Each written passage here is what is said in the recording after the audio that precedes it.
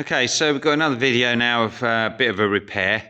I know that's all they seem to be of, but it just seems more interesting than going up and down in a field.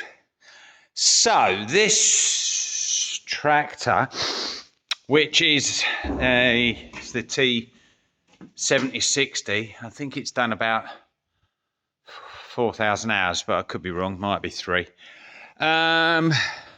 What's happening is the link arms here will move, perhaps not without a fertilizer spreader on the back or something. But what's happening is, if you had a spreader sitting on there, you could tilt it like that, up and down, side to side, because these arm bottoms all are moving on in here on the rock shaft, it's called, that goes across and connects the two little lifting arms here, because the splines get worn. Now, I've had the exact same thing happen on a long wheelbase TM.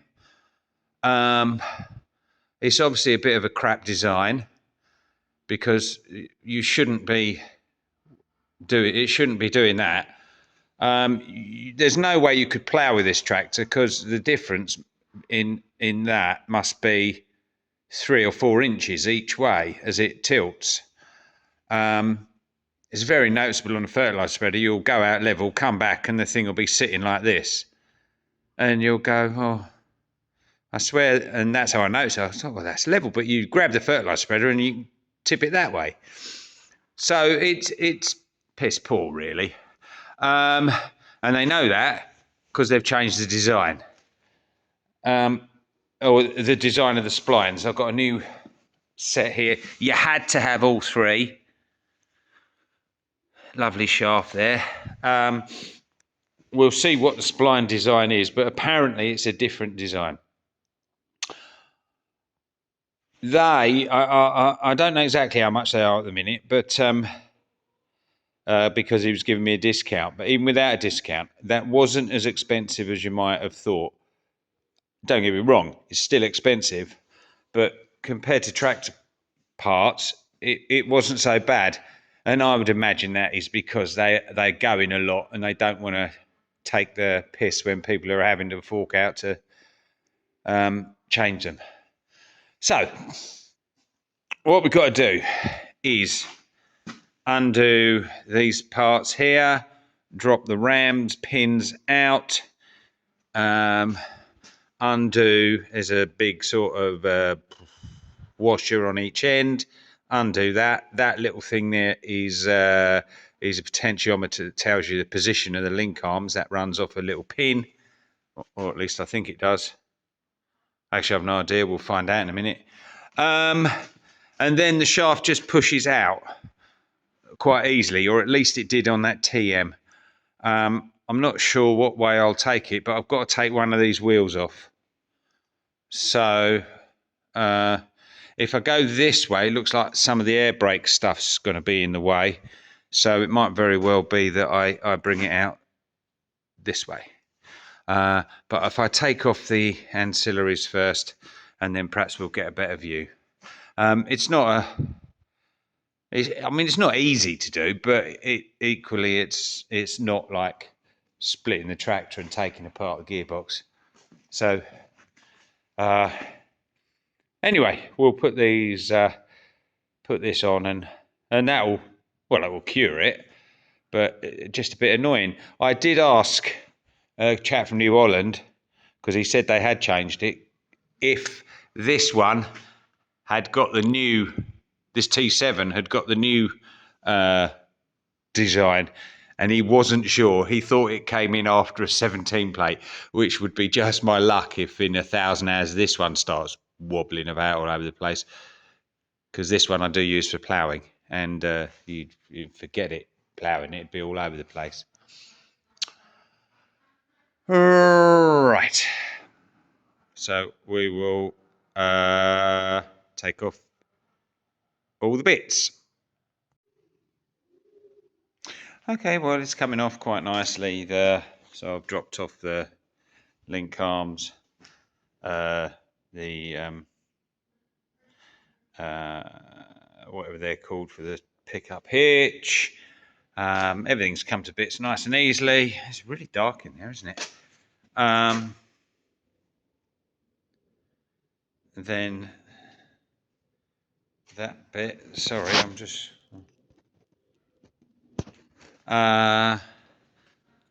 yeah, we can't really see that shaft there, so I have to get a light on it. But they're quite different. The splines, this has got much fatter splines on it. These ones on this, they're really like little teeny tiny ones that are all wobbling about. So that's coming nicely to pieces, came off real easy. So I'm definitely going to take this side wheel off to slide that. Do I need to take the wheel off?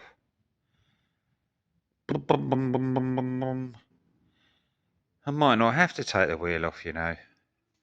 I'll see. I've definitely got to take off that thing that holds the balls anyway. Perhaps I'll do that and see where we end up. But if that arm comes off, I think I might not need to take the wheel off even. That'd be handy. Okay.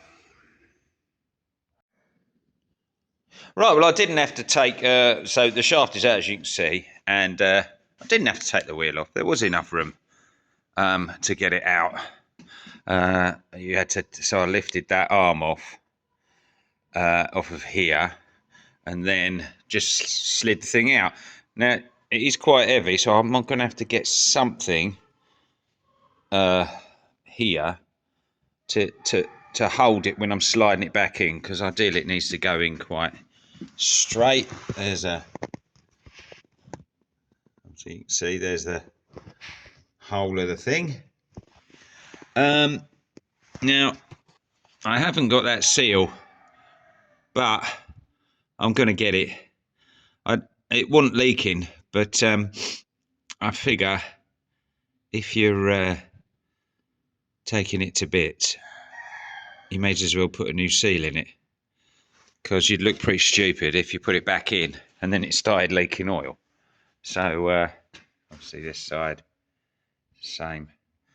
So we'll pull that out, see what size seal is, and those have got them at Alting. But if they're bog standard seals, they'll be a lot cheaper from Essex Bearings. So we'll pull them out and see what they are. All right, so I've put new, can't really see them, but there's new seals in there now. So I've found this old red thing here, which is for a Conskilled sucker blower, but it's got that sort of shape and it's adjustable with height with that little washer thing. So I've put that in there because I can sit the shaft on that and hopefully slide that in fairly square. That's the plan, Stan, anyway. So what we're now going to do is see if we've got any marks on here as to what goes where. Actually, I think they're the wrong way round. There's a pin on one end. Yeah, that one, that's the wrong way round. So that needs to go on the other one, and then I'll mark them. I'll look for marks or dots or something. Presumably they line up, unless there's a key, one of them teeth cut differently, so it can only go in one place. I shall have an investigation now and work it out. Right, there is a little mark. If you see, there's a little dot here, and on the shaft is a corresponding, which perhaps I should have filmed beforehand, but there's a little groove cut sort of here somewhere, opposite that pin. That pin is used to locate this this washer, big washer in the, I'll clean that up, that hole there, and then this outer pin is what is used on a potentiometer which is tucked in here, to read the height of the lift arms. So yeah, now I've got to try and line that arm up on that shaft, which is probably not going to be very handy, but we'll see how we go. All right, so the two arms went on. This one was a little bit of a problem, a bit tricky, but that went on fine in the end. And then once I'd actually propped it up using that old saw, this one lined up pretty easy and went on fairly straight. All the dots and marks are lined up perfect. So that's it. That's really it. I mean, all this stuff just bolts straight back on. There's no issues with that. So I think we'll call that a pretty successful mend. It's a shame it's such a poor design, because obviously I didn't really want to have to fork out for it. And well, let's just hope this tractor had already had the mod, but if it hasn't, I expect I'll be coming back and doing this one in a few years. Okay.